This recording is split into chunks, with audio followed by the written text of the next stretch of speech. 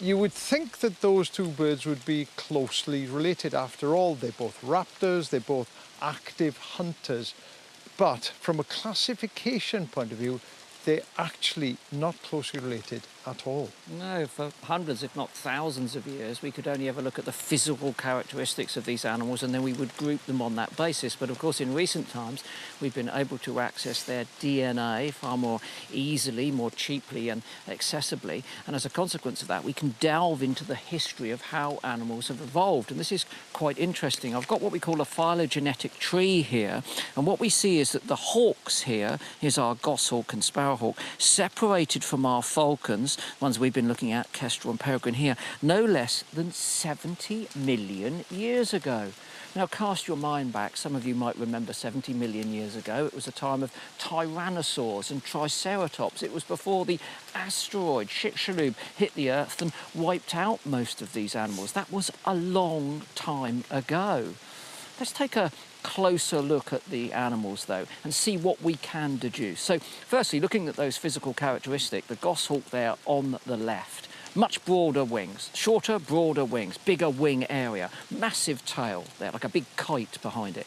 Peregrine on the other side, much narrower wings, shorter tail, not the wing area, the tail area of the goshawk. And of course, this has evolved because of the different hunting strategies that these birds have. Let's look at goshawk. Hunts in the woods, pursuing all sorts of different prey in a closed canopy situation. It's got to be able to twist and turn through all of those trunks, and look at this bird doing it. And it's able to do that because of those big wings pushing against the air, allowing it to maneuver very quickly, squeeze through tiny gaps. And look at the tail, constantly fanning and contracting, so that it can steer its way through that environment in pursuit of its prey. It's a pursuit predator, it chases after things.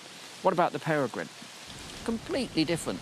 The peregrine waits on high in an open situation, the full sky, and when it spots its prey, it then stoops.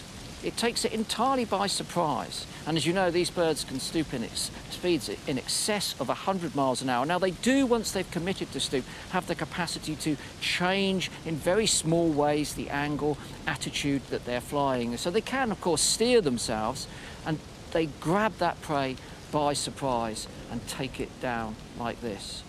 So both predators, both living pretty much side by side, one in the woods, one in the open, feeding in completely different ways. But that's not all. Let's have a look at their nesting strategies. Our peregrine up on Corfe Castle, well, this pair has chosen to use an old raven's nest. Not one of our falcons builds its own nest. They either use the old nest of another bird, or they'll nest on a ledge, on a cliff, somewhere high up where they have a very good viewpoint. How about our goshawks? Well, our goshawks will build their own nest high up in a tree, usually a pine tree. Here we are, ripping off branches, gathering dead sticks, building up that nest, and they will use that nest year after year after year. I've climbed up to some goshawk nests that were huge, the size of a double bed. So our hawks, our sparrowhawks, our goshawks will build their own nest. But that's not all. Let me show you on the family tree. We have a question mark here.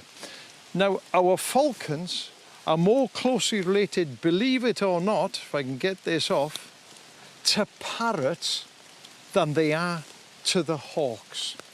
You might think that's ridiculous, but let's have a look at them side by side. Same shape to the head, but notice the beak. The parakeet's beak is stumpy and hooked. That is adapted to open fruits and seeds. The peregrine has got a hook beak to rip up its prey. And how about the wings? They're very similar too. Long, thin, pointed wings, rapid flight. So it's incredible to think, but our falcons are more closely related to parrots than they are to hawks. Amazing. But Well, the hawks have got talons and hooked beaks pretty similar to the falcons. So what's going on here? Well, it's convergent evolution. They're both trying to exploit the same resource. They're both predators. They're both catching things, tearing them up, and they need to grip them with their prey. So over a period of time, they've come up with the same solution to the problem, despite the fact that they come from completely different parts of that family tree. Fantastic to see.